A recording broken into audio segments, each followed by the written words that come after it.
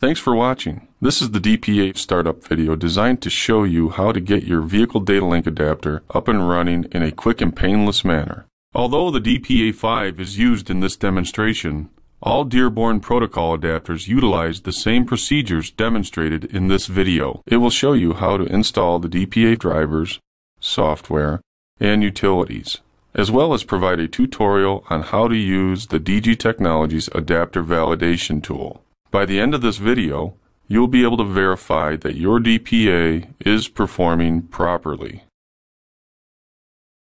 When you receive your new DPA, open the box.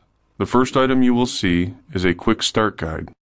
Take a minute to read this guide. There are steps that need to be followed in a certain order, or your DPA will not function properly, resulting in a frustrating startup. The first step in the installation process will be to install the DPA drivers, software, and utilities from the CD provided with the kit. Locate the DPA drivers CD and place it in the PC. The installation will start automatically. Then, simply follow the on-screen instructions. When you are finished, you'll be prompted to reboot your computer. While your computer is rebooting, connect the vehicle and USB cables to the DPA.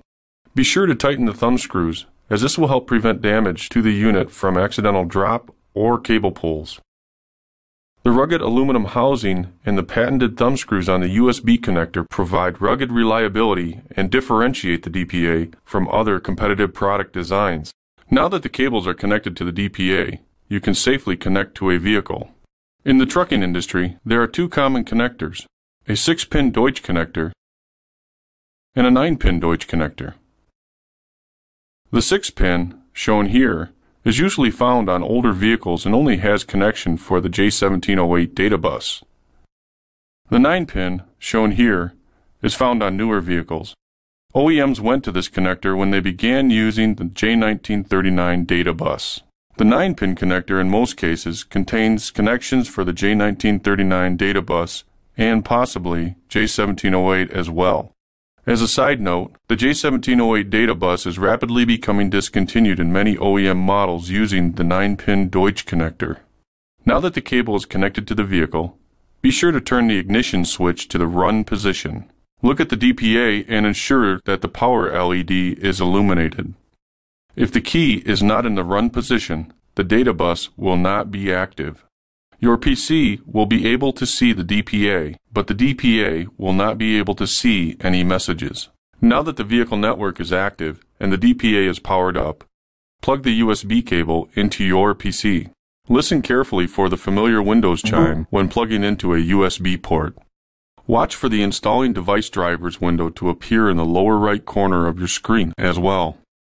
Once the device drivers have finished installing, you are ready to validate that the drivers are installed properly and your adapter is ready for use. As a side note, we have seen many service bay laptops with broken USB connectors. If you do not get the Windows chime or the driver's installation window, try a different USB port. Validating that your adapter is installed and working properly is a simple, straightforward process. The adapter validation tool, AVT for short, is a simple way to ensure that the DPA is working properly. It also provides helpful instructions on what to do if there are issues with communication to the DPA or from the DPA to the vehicle. Double-click the DG AVT icon on your desktop to open the application. The top three combination boxes at the top of the window allow you to select the adapter, device, and protocol to be tested. A great attribute of AVT is that it allows you to test Dearborn Group adapters and also allows you to test RP1210 adapters from other manufacturers as well. DG Technologies was the first VDA vendor in the industry to provide this type of functionality. Now that the DPA5 is connected, we are going to select the DG DPA5MA Dearborn Group DPA5 multi-application entry as the vendor. Next, we will select Device ID 1 DG DPA5 Dual CAN MA USB-USB entry to communicate with the adapter in USB mode. Now, we will select the protocol used for network communication. If you are connecting with a 6-pin Deutsch connector, select J1708.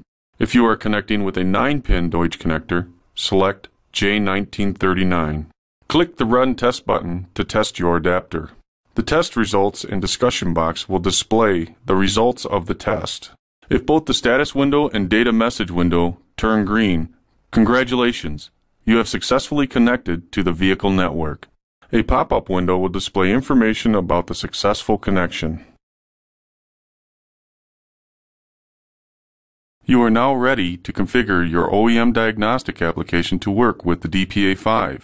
The DPA-5 User's Manual, accessible from the Windows Start menu, is an important resource that provides detailed information about the DPA-5 and its capabilities, including how to configure the most common OEM applications. It also provides answers to many of the most commonly asked questions about the device. To access the user manual, go to Start, Programs, Dearborn Group Products, DPA-5, Documentation, and open the DPA-5 User Manual. Once the manual is open, click the Edit menu and select Find. A search box will appear. Type in the name of the OEM application you wish to configure, then press Enter. In this example, I want to know how to configure Allison Dock software. Type in Allison Dock and hit Enter. The search will take you to the software setup instructions for OEM diagnostic applications. Click on the highlighted Allison Dock text. It will take you to the section in the manual that provides instructions for configuring the Allison Dock software. Here, you will find instructions on how to configure many of the most common OEM applications. Follow the instructions provided and your software will be configured for use with the DPA-5. Please note, every OEM software package uses a unique configuration and will need to be configured for use with the DPA-5 or it will not work.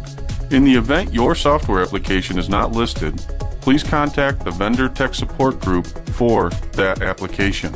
For technicians requiring wireless communication capability, please refer to our DPA-5 Bluetooth configuration video. This concludes the DPA-5 video tutorial. We hope it helped.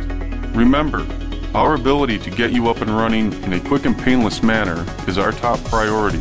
Feel free to send us any questions or comments you may have. We look forward to supporting your needs and hope to serve you again in the very near future.